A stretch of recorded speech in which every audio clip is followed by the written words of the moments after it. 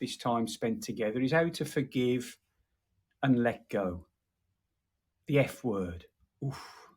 Just the mention of the word forgiveness. I forgive. Can I forgive? Do you forgive? Can already start to bring up some sort of emotion that doesn't sit too well with us. So, what is it about forgiveness that frightens us so much? Literally. What is it that doesn't sit well with us with this word, this ethos? Well, I think the main thing for me is that we tend to associate forgiveness with telling the other person or the situation, actually, it was okay to do what you did. Or to ourselves, because everything starts with ourselves. So self forgiveness is a massive benefit to us. So it's all right. It's almost like we can say to ourselves, it was okay to be like that, or we condone the behaviour that knocks us about or has left us feeling heavy. So today I'd like to introduce you to a different angle to reframe forgiveness. And again, it's something I've used personally for many years. I have a little blue book on forgiveness with about 100 pages in that I worked through, and I did a lot of work in a short period of time. And it was a bit of a game changer for me, to be honest, very liberating. And I've built it into workshops and online sessions that I do. So we'll look at the exercise in a moment, and then we'll gently move into a visualization to finish the session. So first of all, let's look at forgiveness. So I have a dear friend called Stuart Morris, who is the director of the Birmingham Holistic Centre. And Stuart does wonderful work. He puts people's lives back together. He's a very modest man. He does it behind closed doors. And he's qualified in just about every holistic therapy, from acupuncture through to things I've never even heard of. And for the last 40 or 45 years, he's practiced all of these. But he's boiled it down to one thing. His work now is around forgiveness. He thinks that for everything else, if we can just focus on forgiveness and letting go and traveling light, then everything else falls into place. And I agree with him. I've come to know that to be true.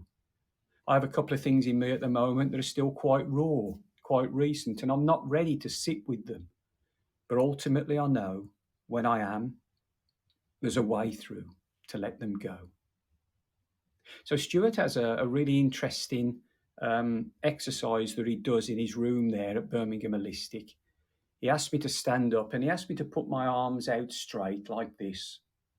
And he took a yoga cushion, quite heavy, and he placed it on my arms. And he said, now, I want you to associate that weight with someone or something that you're carrying. It might be anger, it might be resentment, it might be frustration, but something that's happened that you carry with you that you haven't let go. So I immediately thought of a person. Gosh. He said, now think of something else about that person or that situation that really gets to you. And he put another yoga cushion on my arms. And he said, think of the effect this has had on you as it stopped you moving in one direction, as it had financial implications. Boom, boom, two more cushions. And so I can't even see over the top of these cushions. And there's a real weight, sort of 25 kilograms. And he says, now walk around the room. So I'm walking around the room carrying all of this weight, thinking about the thing that I'm associating. And about 30, 40 seconds later, my arms really are giving way. I'm not overemphasizing for effect. And he looked at me, Stuart, and he said, drop them, let them go. So I dropped them and it was tangible. My arms almost floated to the ceiling. There was a release of energy. And he said, you see, they're not yours to carry. That weight isn't yours to carry. It belongs to somebody else, and you can put it down whenever you want. And that was quite a moment for me. I realised that I've got all of this stuff in me from 40, 50 years. And at any point, I can let it go. I choose to carry it. I choose to be weighed down, to travel heavy. And I've mentioned this man before, David R. Hawkins. He was an eminent psychologist, author of many books. Probably his most famous book is a book called Power versus Force. And Hawkins did a lot of work around forgiveness. And he come up with a very interesting take on it. He said, let's say that something happens to you in 1985, and let me associate this with something. Let's say we have a partner who cheats on us in 1985, and we get through it and we carry on breathing, but it really knocks us over, it hurts us, and we push that down. 1990, we meet somebody else. Unbelievably, this person finds somebody else and leaves us. We take all of that associated, all of the agony, all of the negativity, and we push it down. And it finds its way to the 1985 mass and attaches to it. So this mass of people leave me gets bigger and bigger. The association with the two people who have left us is there, all tied up in the knot. 1997, we meet somebody, we're a bit trepid because we've been hurt twice. The same happens again. Hawkins says that this mass, this energetic mass of stuff associated with that, grows and grows. And there's a tipping point, a definite tipping point, where it becomes our story. So we attract more into our life of what we're carrying. What we push down sticks around and ends up coming back up. Interestingly enough, Hawkins says it's very simple to fix, and that's what we're going to work on next. Let's go back to that 1985 first situation with a partner. He said, if you pull the thread out of that and do the work on letting it go, the rest of it falls down like a house of cards. 1990, 1995, 1997, whatever dates I said, and we're free of it. We reset, we go again. But you and I are full of this stuff. We don't even know we're carrying it. So how can we reframe forgiveness? How can we go from thinking we need to use this biblical F word and be righteous and holier than thou and let the other person off to a more modern take on it? Well, I'd like you to think that everything carries a lesson. Everything carries a lesson. There's a gift in every situation.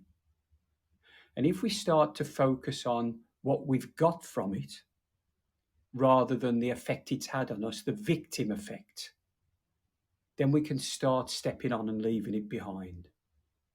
So perhaps that person that I made up for 1985, 1990, at some point, if they'd have decided they were going to value themselves more, that they didn't need another relationship, that they were going to learn to really respect and love themselves, that mass falls away and a new energy builds. And guess what they attract into their life?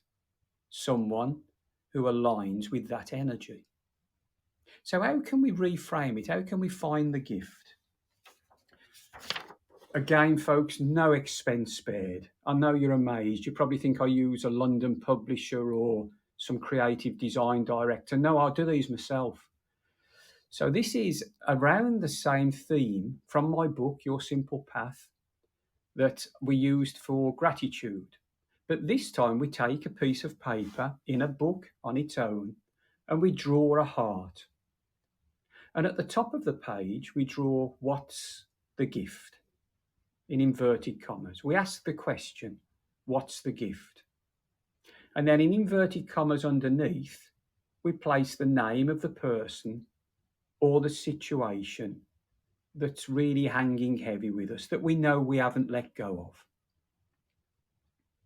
And then we take a moment and we sit and we contemplate. And this is really important because just this exercise, just this intent to bring stuff out onto the page is liberating in itself. We're shining a light on something that's been weighing us down.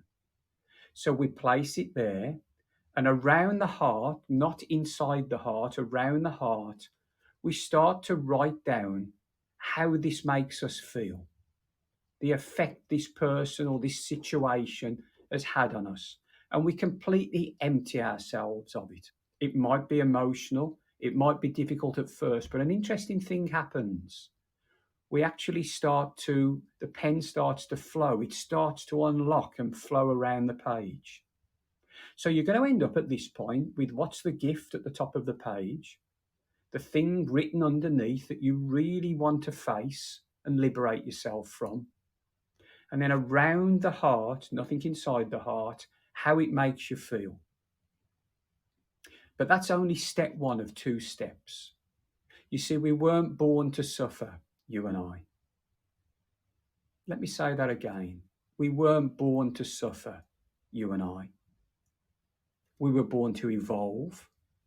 We were born to understand life, to develop our understanding around human nature and people and the effects it can have on us, but not to suffer, not to stay stuck with something. So there's a second phase, a second step. And inside your heart, you sit and you really feel how all of this is making you feel and the effect it's had. But then you allow yourself to think of a gift, something that is now in your life, in yourself, in your mindset, that you couldn't develop and understand if you hadn't gone through it. Because we're not born to suffer, you and I. What's the gift?